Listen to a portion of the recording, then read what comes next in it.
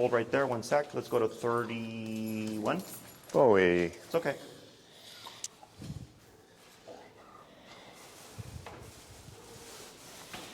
Oh, you know what? I must have hit it because it was really low. Still go to 31? Yeah. I must have hit it. It was like on 2. Oh, that's fine. 31's fine. Okay. There. And light pull forward. Tap. Tap. Tap. Tap. Tap. It's okay. Let's go 35.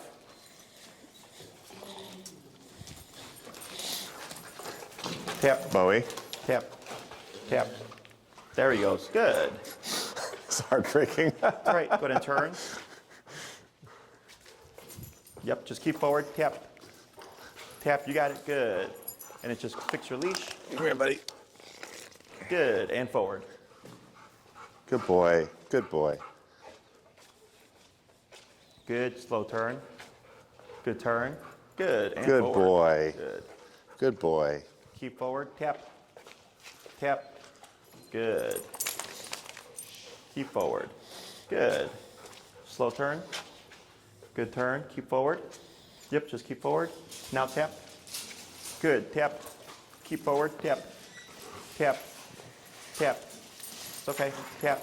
Keep forward. You gotta keep moving. Tap. Tap. Bowie. There he goes. Good boy.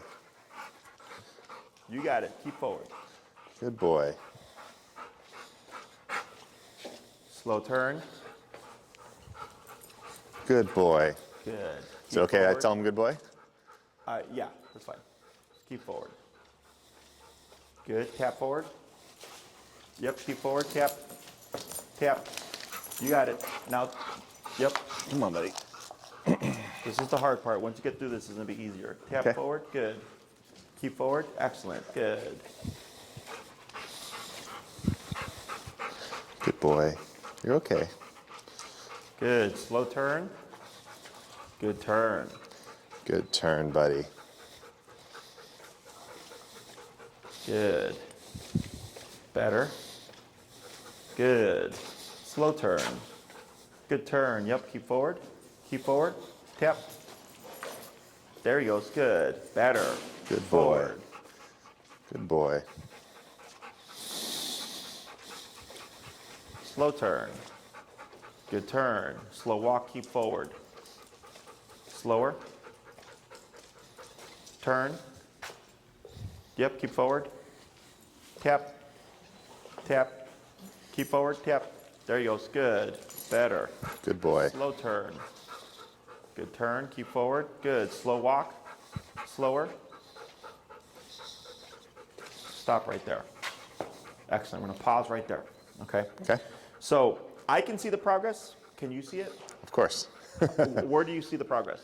You can see a few different places. I mean, turning, you can see he's staying closer to me. Once he's moving, it seems like he's kind of on a track, like he's staying closer to me once we're actually in motion. And it seems like he's learning. He's got to get his ass up when he gets this, and, Correct. and then he'll. So the difference between 25 to 31, just 6 numbers, Yeah. right, is before at the 25. We're at 35 right now. Or 35. Yeah. You were more so arguing with him. Yeah. A lot more physical, a lot more tapping, and he was just gambling all that. Now at the 35, we're getting more of a 1 to 2 tap response. It's like right there, he tried to lay down and you tapped him and he just like ran forward, okay? So now so this is what I was talking about earlier, like e-collar is the only tool that makes a dog think they're making a decision when technically you're manipulating them, right? Because you know you're applying the button stuff. He doesn't. He doesn't know that it's you telling him like, He doesn't "All right, buddy," associate that with me doing this. because he doesn't connect that. A dog will recognize that that is where that comes from, Yeah. but they don't understand that it's you pressing the button, causing that to set that to go off. Okay. Okay. So like I get clients that'll show their dog the remote to threaten them, and I'm like, don't do that because now your dog's gonna know like if I see the remote like to behave, and if I don't see the remote I can misbehave. So we don't ever threaten the dog by showing it to him. We just press the button if we need to. So Conversely, is it better to almost hide it from him so he doesn't know it's like there? if you're walking out and you have it in your pocket, like it just helps Yeah. remove an option, right? But Yeah. but dogs aren't dumb. Like they understand that when you put this collar on and all that stuff, in time you're gonna be like, oh, okay, like the cop's here. That's why I call it a cop on the collar because they behave better when it's on. Okay. So here, Quick question. Does he need water or does he? no, is this he is stress. Okay. Yeah, this is him venting stress. This is a little bit of anxiety. That's why I mentioned earlier. I'm like, you might see fear, nervousness, anxiety. Yeah. And right now, and it's all normal what he's doing. Yep. Okay. Every dog responds differently. Some dogs overreact. Some dogs take to it, no problem. Breed, size. Where's he? In the middle? Or is he about average? This is what happens? No, he's about, average. Nothing out of the ordinary. Cool. But this is what I said. I said, if you don't work him through all this stuff, Yeah. now you have unreliable obedience. Right. Okay. So I'm not trying to be mean, but I'm always thinking about, well, I've had clients whose dogs have taken off on them and all that stuff. Sure. And I don't want that to happen. Sure. That's why they come to me, because Sure. like, this can't happen again, right? Sure. So here, that's why I said, get through this now. This is the hard part. That's the hard part. Eventually he learns, oh, like, if I just move forward and walk with dad and turn when he turns and blah, blah, blah, blah, like, I avoid the pressure, Yeah. right? So, and again, he's not meant to have this happen to him. This is human technology that we've created to train dogs, okay? Questions? Good at the moment. So, we're gonna do another back and forth. Okay. Let me have it go down to 28, Okay. because since he had a little break, Are we videoing for posterity just to look at the progression? yeah, we film everything that we do. Cool. Just curious. Did Enrique go over that with you at the consult? It's on our website and on our form and everything. Oh, I don't mind. I'm just curious. Yes. No. Just a curious person. No, you're fine. So everything that we do, we record. Yeah. And we put up for the owners to, if they need to go back and review something, because it's so much information, they'll forget stuff. Yeah. And or if we get some difficult cases that if an owner's having issues, and we have a case to give to them as an example, they can view it as well. Got it. Okay. I'm going to shorten your leash to that first knot again. Yeah. So you can use that knot around your thumb. What was this around my thumb? Yep. Yeah. This, and then it was here and there. A little bit longer. Try going in the middle because you have those two knots. I just realized. Go in the middle of your two knots right there. You have the one on the top and you have one. So you see how you have. Oh, in between the two knots? Yeah, go in the middle. Yeah, there you go. Okay. Perfect. And forward. We're at 28? Correct. Go ahead and slow turn. Keep forward. Yep, just keep forward. Good. Good boy. Keep forward. Good. Good boy. Good boy. Pull left. Tap. Now turn. Good. Keep forward. Good boy. Yep. Keep forward. Pull left. Tap. Good. You got it. Slow turn. Yep. Keep relaxed. Keep forward. Better. Good. Good boy.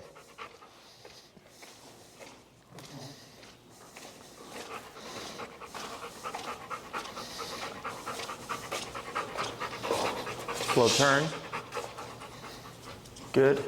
Slow walk. Keep forward. Good. Slower. Keep forward. Good. Going to pick up your pace. Pull left. Tap. Tap. Pull left. Tap. Oy. There you go. You got it. Good. And I'll explain why that happens. Slow turn once we come to a stop. Yep. Keep forward. Keep forward. Tap. Tap. Tap. Tap. Tap. Tap. Tap. Tap. There he goes. Good. Should I be pulling harder on that or just? No, you're good. Just enough to give him direction. Yeah. Because you want him to do a bulk of the work. Now slow turn. Good turn. Go ahead and pick up your pace. Good. Do you want me to come out of my turns a little faster or it's fine? Pull left tap. Here, buddy. Keep forward. Good. When you do slow turn, that was great. Okay. The only ones, slow turn here, that need to be abrupt. Yep, keep forward. Tap. You got it. Keep. Tap. Here, buddy. Good. Keep forward. Tap. Tap. Tap. There you go. Attaboy. Good. Good boy. So when I say slow turn, the one that you did there was good, but then when you complete it, you can pick up your pace to a normal pace. Okay. Like slow turn here. Good. And then pull left tap. There he goes. Good. Good boy, Bowie. Slow turn. Good turn. Tap. Tap. Keep forward. Tap. Tap. There you go. Tap. Tap. Tap, tap, tap. Tap, tap, tap. Yep, keep forward. There you go. Like that. Tap. Tap. There you go. Keep forward. There you go. Good. Sorry, buddy. It's We're gonna okay. bump to 31. And then slow turn. Good turn. Good.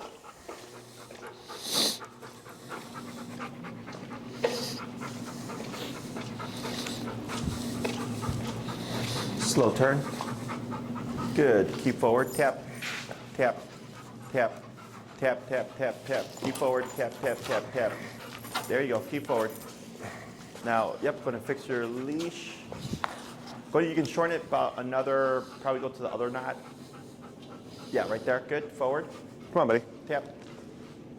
There you go. It's good. Slow turn. Good turn. Good turn, buddy.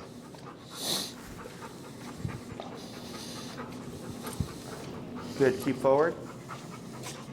Slow turn. That's where he always has issues. There he does. Keep forward. Yep. Tap. Good. A little bit better. Good. And forward. Good. Good boy.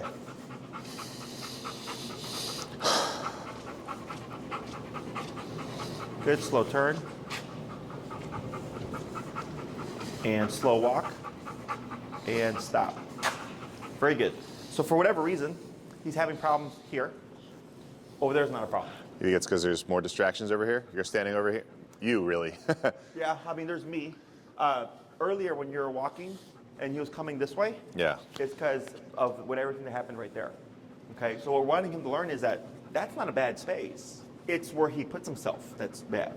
Okay, so here, the concept is pressure on with the dog. When we need the dog to do something, pressure off once the dog complies. Yep. Am I not giving him enough pull on my turns either? I kind of like, letting him out a little but bit. because there's give on the Yeah. on the leash, that's why you have to kind of over do Yeah. a little bit. And I suggest you don't pet him here. Okay. So the reason is, petting is a reinforcer. Yep. So like, let's say you say sit and he sits, you would pet him to say good boy because you want him to do that again, right? Yep. Right now he's stressed. He's venting all the crap that just happened right now. So if you pet him right now, I know your intent is to console him and make him feel better. He thinks you're telling him that he should be stressed in response to the collar. Okay. Does that make sense? Yep. So like when I get dogs that are reactive and lunge and bark at other dogs, very common. It's okay. It's okay. It's a friend, right? Like people are petting their dog, trying to console them. But the dog's thinking, Wrong way to do it. Keep barking. Keep barking. Yeah, keep barking. Because that's what we do in protection training. When we train a dog to be aggressive, we have someone holding the leash, someone pissing off the dog's lunging and barking, and you have the guy back here petting the dog going, good, yeah, keep doing that. Okay. Yeah. So petting is a reinforcer. So I don't mind that you do it. I mind when you do it. Okay. So whenever you're going to pet him, just think, do I want him to do this again? Do I want him to feel like this again? Does that make sense? Yep. So here, you being indifferent and just like how you are is what he needs. Because then if he's like, holy crap, what's going on right now? I've never felt this before. And he looks at you and you're just completely indifferent. He's like, well, Dad's not worried about it. Okay, well, I guess it must not be a bad thing. But if he's looking at you like earlier when you're remoting him in the beginning, you're like, I know, buddy, like this sucks or something like that, right? We don't want that kind of energy. Okay. Because that's how he's going to perceive the thing. Does that make it? Does that make sense? Yeah. So if you come on towards him with the call, like, I know, bud, like, it's time to train. I know it sucks. Well, he's like, well, shit, if you don't like it, I'm not going to like it either. Yeah. Okay? So we always come in indifferent and or upbeat. Okay? So if you want to bring in food and give him a treat when you put it on and give him a treat when you take it off, go for it. Okay. Upbeat. All right, bud, we're going for a walk. If he seems apprehensive of it, always just upbeat energy. Okay? It's a great time. Look at this, buddy. It's so fun. You're in Disney World. So, and as we progress, you're going to start to see him open up more, okay? Yeah. Because right now he's seeing it as a disciplinary thing because we're using it so much to shape things. But as he learns and it's less remoting and he starts to do more walks, he gets off-leash time to run around at the park and stuff, you're not worried about like, oh, is my dog going to like hurt my back or something? You do more with your dog. Right. The intention of all this stuff is to give you more control, to do more with your dog. Control equals freedom, okay? Okay. So here, with this exercise, what we want to do is blend this with your normal walks. Okay. When he's walking with you, there's no need to pivot, turn, and tap. We just keep walking. Okay. The only time I was saying turn like this was when he was getting ahead of you. Eventually, you did that so many times, he started to think, well, man, if I get ahead of Dad, he'll randomly turn around and I get this consequence I don't like. But when I'm walking next to Dad, nothing happens. If I go to the right side, that thing kicks in again. But if I'm walking on the left side, nothing happens. If I pull over here to the ramp, this thing goes off. But when I'm back to my dad's side, nothing happens, okay? So what he's learning is there's a pocket at your left side that's the safe space, okay? So because there has to be, he has to know how to turn off the pressure. And that's what we're doing here. We're teaching him how do you turn off pressure. Okay. So if I have to correct the behavioral thing, like let's say he runs to chase a squirrel and I'm like, not right now, buddy, and I tap him and I stop the behavior, he knows, oh, okay, like Dad doesn't want me to do that. As long as I don't do that, I can avoid the pressure. Yeah. Is we're teaching him how to turn it off and Sure. that it can be turned off. Sure. Okay. If you're just going out and randomly punishing him for stuff that you don't want him to do, he's not going to fully understand how it works. Okay. So it's pressure on when he leaves the pocket, pressure off once he's here. Okay. Yep. So as long as he's here, we don't need to do anything. So you start. Go ahead. Well, once he's away from me, maybe we're way too early for this, perhaps, but if I'm on the street later today, once he's already this far away, he's already run away from me. Not run away, but he's already that far. That's incredible. That he's that far away. What is my usage of this at that point? Pivot, turn, tap. So What if he's okay? So just pivot, turn, tap until he's next to me again. We're going a different direction. correct. Now, Got if it. you have to go point A to point B, Yeah. you would turn him, right? Correctional turn. Yep. And then you would slow turn, and then now you're going back in the direction you were going. Got it, okay. So you're gonna look a little crazy in the beginning, okay? Because you Yeah. gotta turn. Right. So I'm not just sitting here with him away tapping. I have to move. Yes, that's So- why I said keep moving, Yeah, keep moving, right. Because you have to draw him to you. Right. Okay. Now, if you're moving and you're dragging him, physically, we're doing too much. So that's why I increase the pressure. So right there, Well, when I'm he was on the tapping ramp- so he gets his ass up, right? Correct. So like when you were right there earlier Yeah. and he wouldn't move, Yeah. and I said just hold, and he went 25, 30, 35, and then he finally popped forward, Yeah. is you could have literally dragged him down here, but then you're doing all the work physically. Right. I want him to make the decision. Right. Okay, so we went up incrementally until finally he popped forward, and then you just kept on walking. Okay, so if you're walking with him and he locks up, you would tap, and then if you feel like you're doing too much work, you would just keep the tension. You want to keep pointing the other way because you want him to come here so you can move. Yep. And then 25, 30, 35, 40, boom, good. And then we keep going forward. Okay. And then you would bring your number down to the previous number. So if you're working at 30 and 30 was doing great, but you had to go to 40 to get him to move, you go back down to 30 again. Okay. Okay. We don't keep it at the higher number. We reset it. So every time. But am I doing that in the middle of an issue? Like If if I can't get him to move, I literally take this out. Here that we go. should always be in your hand.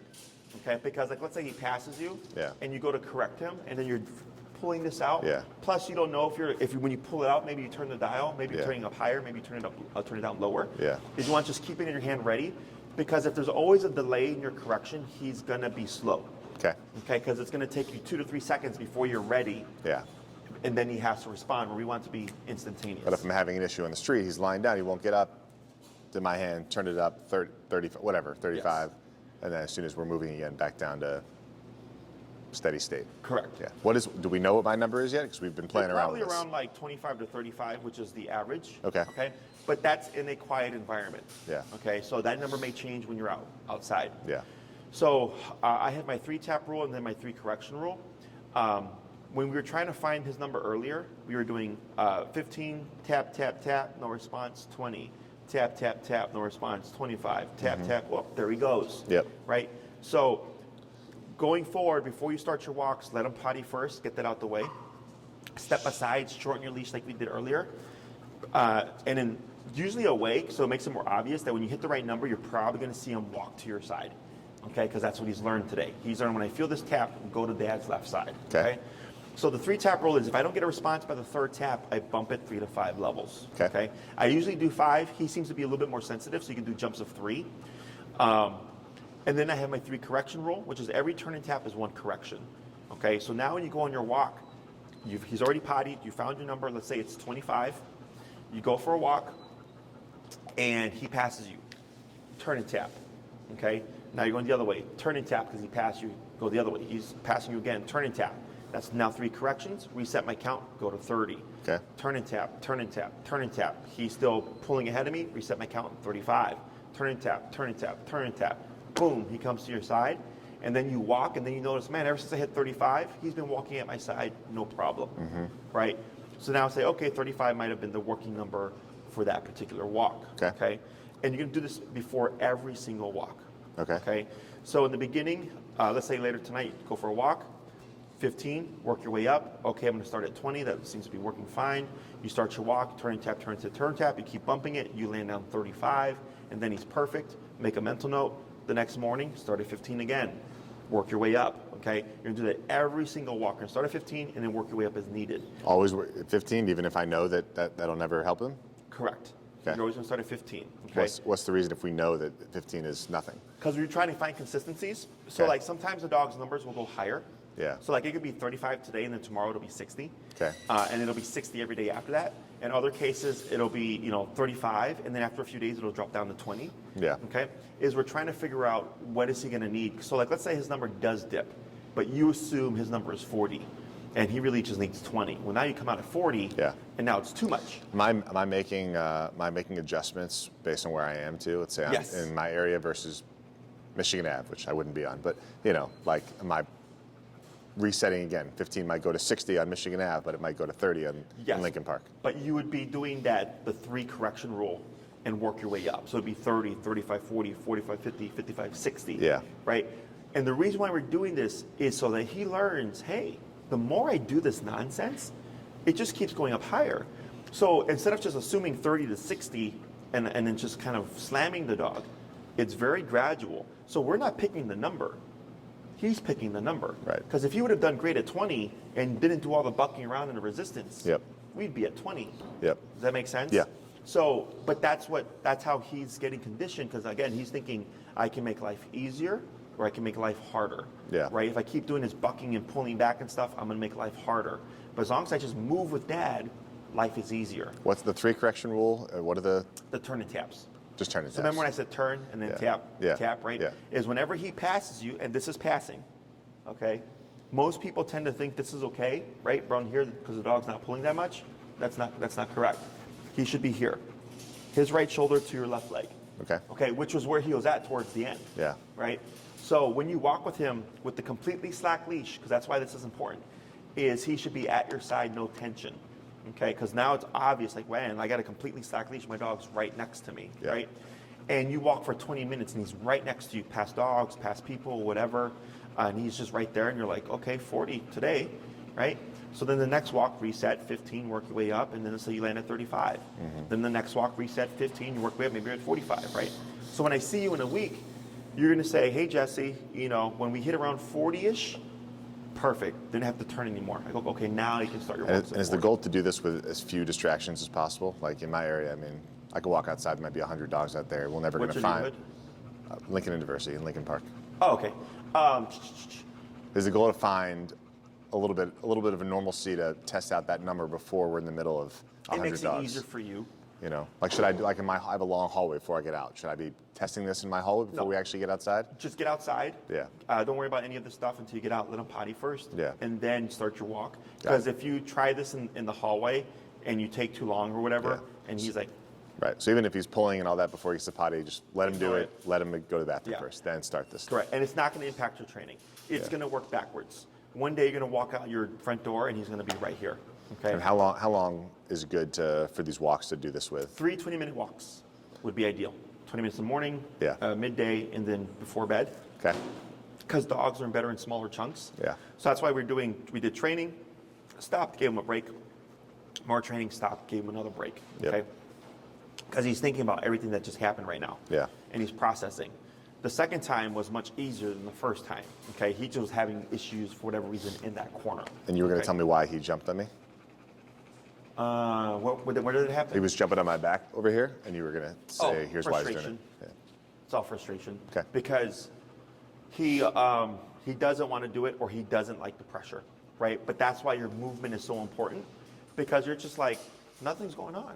But the other thing is, he can only do one thing at a time. He's either going to try to fight and resist, or he's going to walk with you. Trying to do both is difficult, right? Because he's trying to fight and resist, and you're trying to walk, and he's doing all this, and he's laying down, right? Is it makes it more difficult for him to just exist in that moment because of the pressure and the resistance, right? But once he moves forward, everything goes away. Right. It's easy. He's just at your side. When he's sitting there, he was right at my side, and he was kind of looking up at me and like doing this, like that's what you want, right? It's not going to be forever. Okay. He's doing it now because he's overcompensating because this is all new to him. But once you go on a walk, I don't want him to be like this, like a robot. Okay. He's going to be out. He's going to be right next to you, but he's going to be taking in the environment, but still at your side. And cool. Different question. In the short term, with all these other dogs and distractions around, am I tapping him when If he gives you a reason to. Right now, the only reason would be if he leaves your side.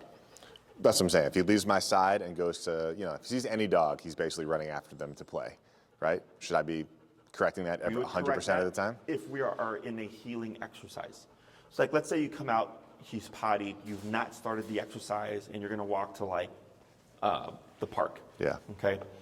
And he sees dogs. Technically speaking, he's off the clock. He could greet them. The moment you've started this exercise, the tapping and turning. That should be a 20-minute period where I'm training him. Correct. Yeah. Okay. I usually do 80% work, 20% play. Okay. So like, let's say you do a 30-minute walk with him, 5-minute break in the beginning, 20-minute structure walk, 5-minute break at the end. We go inside. That's fine. Okay. Sure. So if he's in the healing exercise and he's wanting to pull to say hi, you would keep forward and tap. It should bring him back to your side. If it doesn't and you see him just kind of ignoring it and you know it was working earlier, that means that number, when he's in the presence of another dog, is potentially too low. Mm-hmm. Okay, and this is all information because when you come back next week, you're going to have feedback from me. Okay. And you're going to say, hey, Jesse, 50% of dogs he ignored, 50% of dogs he didn't ignore. And I'd ask questions. Well, did he know that 50% of dogs that he didn't ignore? You're like, oh, yeah, they were his friends from the neighborhood. I'm like, okay, that makes sense. Yeah. That the ones that he didn't know he ignored, but the others he did know, he knew he played with before, he was more incentivized to go. Yeah. Okay. So next class, when you give me your feedback, it lets me know what I need to alter in the training as we progress. So if we're in the middle of training and he sees the dogs, they're like, can we say hi? I'm like, nope, we're training, and keep walking. Technically, yes. Yeah. Or if you would like him to say hi, you would come to a stop. He would stop with you, and what we would say is the word break. Break means, hey, bud, now you're off the clock. Okay. So then he could go say hi. So like, let's say he came to a stop and he stopped with me like this. I'm not going to care about the sit right now, but let's say he just stopped and his buddy's right there. Break. Now you can say hi. So now you're just telling him, now there's an end to the exercise, which now when you're walking with him going forward, once you've started this, we're not using the word heal right now. What starts the exercise is the press of the button. Yep. Once he feels the pressure, he's going to go, okay, now we're doing that thing again. Okay? Let's say you walk for 20 minutes and you stop. He's done great. And you want to give him a reward. Come to a stop, break, and then bring him to the grass. Now you can sniff, pee, poop, roll around, have fun. Okay. Now he's off the clock. So break ends the exercise. Yep. And then if you wanted to start the exercise, you would start walking and tap to bring him back to your side, and then just repeat. Sure. Okay? So the only time you abruptly turn and tap is when he gets ahead of you. Which is going to be all the time at the beginning. In the beginning, and it should always feel like it's getting less. Okay. If you feel like you're staying static and it's 20 turns every walk, that means we're too low. You have to bump that collar. I would go, for a guy like him, jumps of 3 to 5. Okay. And treats at the end, doesn't matter? Doesn't matter. Okay. Treats tend to, like, even with this, you can see it's simple, but it's complicated. Yeah. If you want to use food, you can use food, for instance, whenever you put on the collar, whenever you remove the collar. I use high-end stuff, chicken, turkey, bologna, hot dog, sausage, pepperoni, all the good stuff, just to help create a more positive association. Typically, by the time you hit recall, which is like the third class most of the time, and you're taking your dog out to be free and run around, is when the dog starts to balance out with the collar. Because now you're giving freedom, okay? And that's where the dog starts to think like, oh, like this collar means I get to have fun. So like my dogs was the same way. They didn't like the collar in the beginning because it was all discipline. But now when I move the collar, they come running because they're like, oh, where are we going, right? Because they know it means outside. So in the beginning, don't worry if you see any kind of aversion to the collar. Don't worry if you see kind of mopiness or nervousness and stuff. It's all part of the process. Just keep practicing, and he's going to get over it, okay? So the more you expose it to him, the faster he gets over it. This is mentally stimulating for him, right? Like he should be exhausted after this? Yes, when you go home, you're probably going to pass out. Yeah. Okay. Okay? Yep. Questions? Are we done for today? Yes. Okay. Your Yeah. homework Go ahead. I was for the just going to week. ask. Yes. Confirm homework. Yep. 3 20-minute walks, 3 20-minute walks a day if possible. Yep. If you only can do 2 30-minute walks, that's fine, but trying to do at least 3. If it's a quick in and out to go potty, technically don't need to use the collar, but expect him to be on his old behavior, okay? Yep. So you can use your old setup with the no-pull harness and this. That if it's a quick in and out to go potty, that's fine. But anytime you're going to go out for an actual walk, reinforce your training. Okay. Yep. With the flat collar in this. Yes. Yep. Break is your cue to let him know your job is done and he's a free dog. If you start the process and you're trying to walk home and he just keeps pulling and you don't have the time to commit to correct him and work through that, come to a stop, say the word break, and then just let him pull you home. Okay? It's not going to impact your training. Okay. Other questions? Good at the moment. So if anything pops up, you can shoot me an email, or if you have any questions, you can shoot me an email at the email I emailed you the videos from. And then I think a lot of people are now just switching to here. And so in regards to like applying your training, because we worked in the facility, right? Yeah. It's the number. So if here his number was the highest 35, outside we'd expect it probably be higher, right? But you're going to work your way up from 15 and find that out. The training carries over no problem. It's just, are you at the correct number, or do you get there? Okay, once you get there, you should see very considerable difference. Okay, anything else? Is it? You know, I'm at 80. Something has gone wrong. Like I shouldn't. What's the range that you usually see, maybe for this kind of dog? Or it could be any number.